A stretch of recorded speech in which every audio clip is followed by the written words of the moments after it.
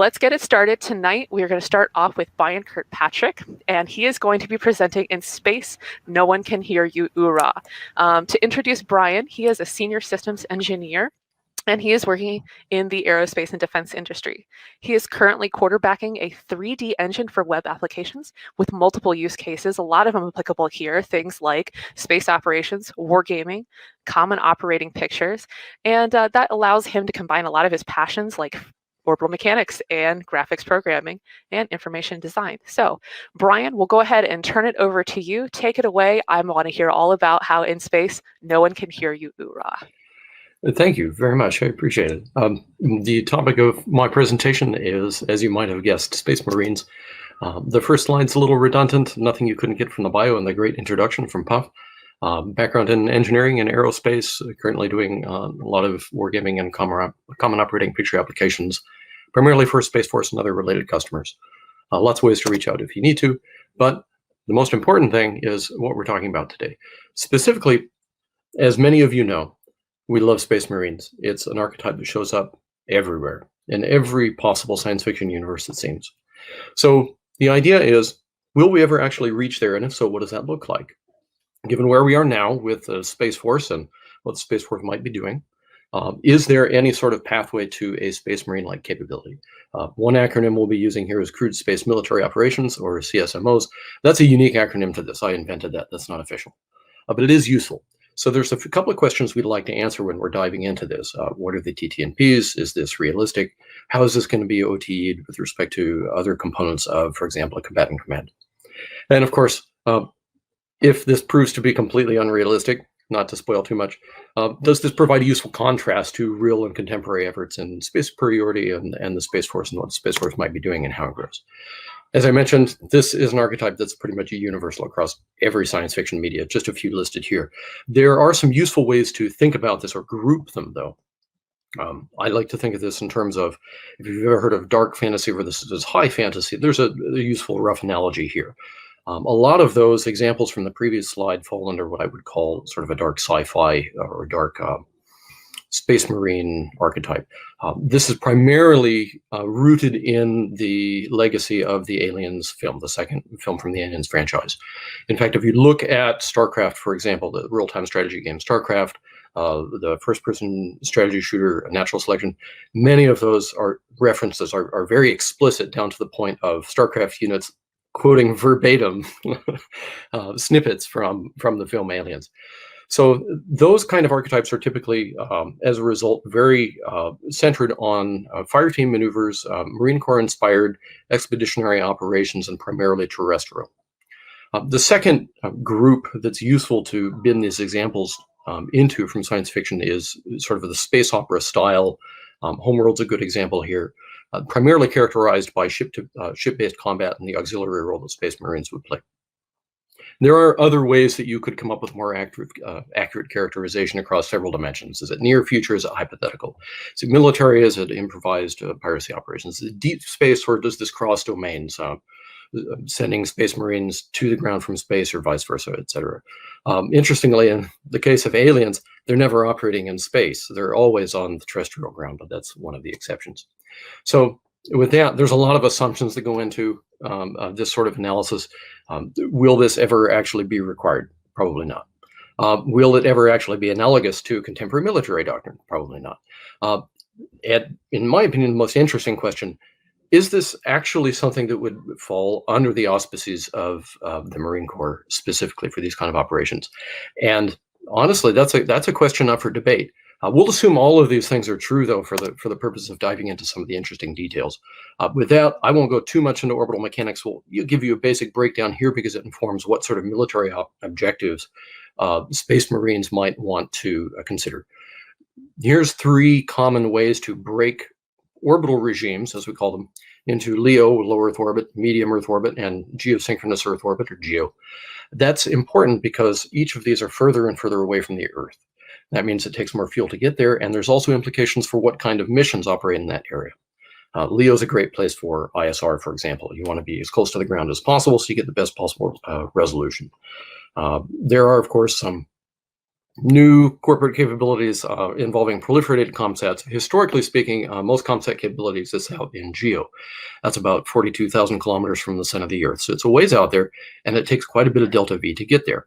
There are some interesting things that make it a great place for Space Marines to operate, though.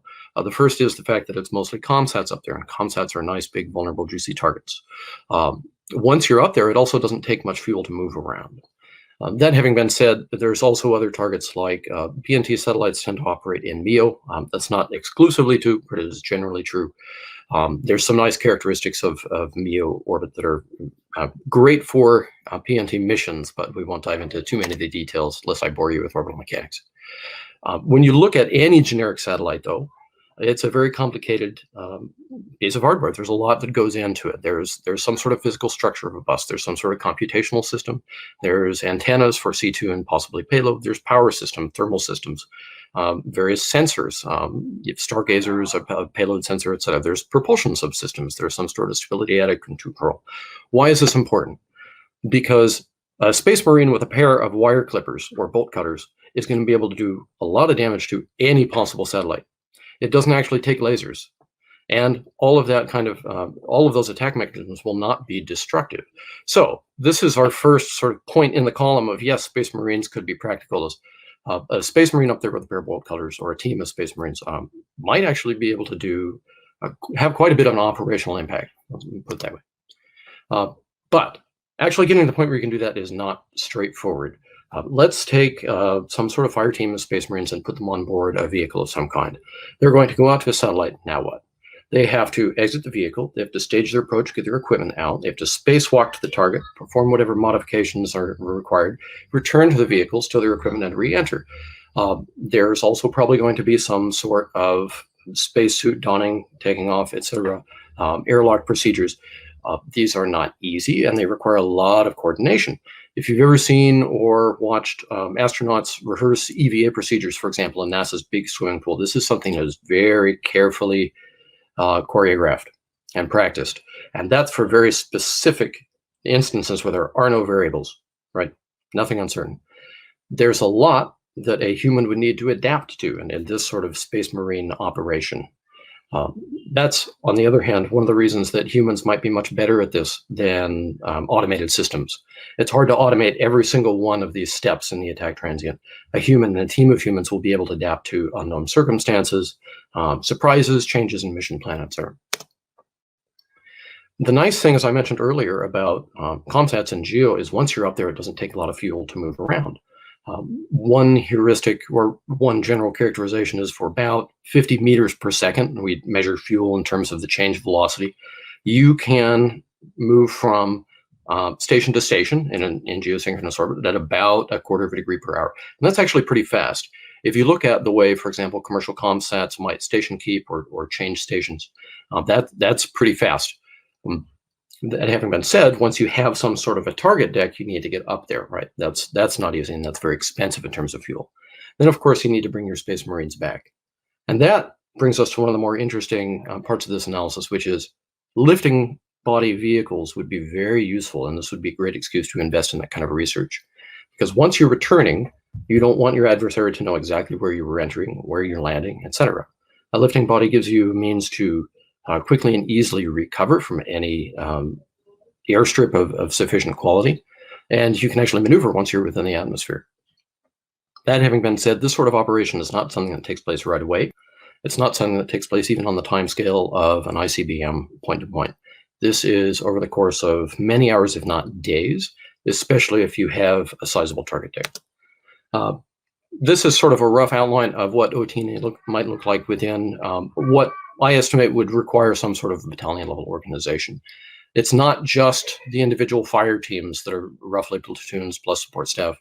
And that's assuming you have a number of platoons at various readiness states, maybe with different target decks. You also need very complex facility support. There's going to be quite a bit of logistics required. Planning intelligence is going to be not necessarily a nightmare, but it's going to be a lot of work. That having been said, we can move on to one of the more interesting parts, which is the hardware. Here's a comparison of some lifting body vehicles, rather.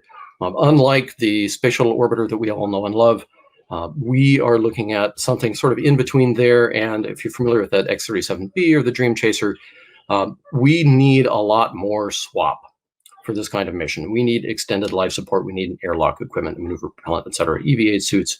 This puts us in, for example, the super heavy launch vehicle class. And frankly, that's kind of a deal breaker when it comes to modern acquisition. If you look at the vehicles on the left, those are mostly launched from, say, Atlas V, for example. 5,000 kilogram payload. We would need something somewhere in between there and the orbiter. And we, in aerospace engineering, have rules against developing a launch vehicle specifically for a program. There's just too much that can go wrong, and you're virtually guaranteed to lose all of your money. This is just a little bit of touching on contemporary doctrine. There are two specific places in your standard O-plan curves that you would probably want to think about using your Space Marines. And this sort of comes down to two use cases. Do you want to use this as something of a deterrent? Do you want to publicize it but never really activate it? Do you want to use it to, in that case, sort of shape an adversary's decision calculus? Or is this more along the lines of special operations where you will be using it, but you're not really going to talk about it? You want to use it to shape the active operational environment in coordination with other military maneuvers. Now, that has a difference with respect to what the force ends up being like and what sort of role the Space Marines might play in what sort of organization. Now, I was going to end it here, but as of when I put this together a week ago and concluded this was completely impractical, of course, 3 separate events have come up. One of which is the Air Force announced nearly $50 million into commando, although in this case it's point-to-point, and the 4th Vanguard, where they're going to invest money into moving special operations within 30 or 40 minutes to anywhere on the globe. And this gets to a use case we weren't quite talking about because we're looking at operations within the space domain, but it is somewhat relevant. And the other is, where is this going to play?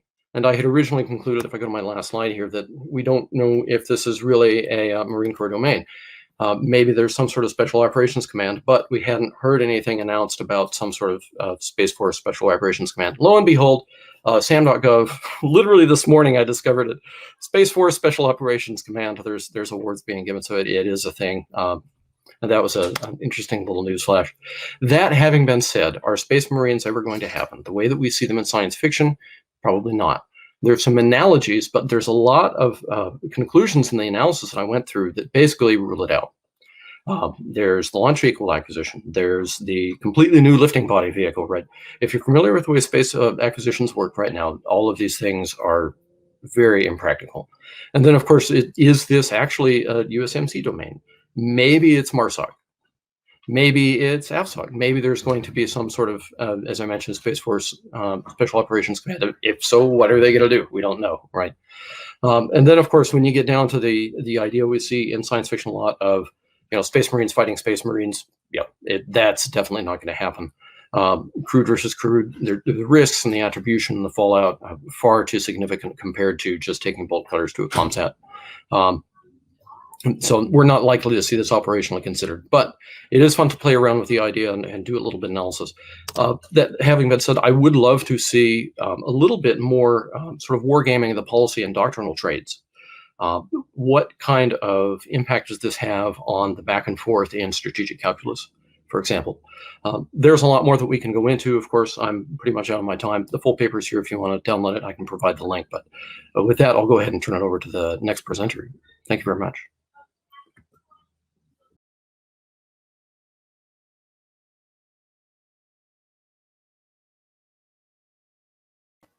You're muted.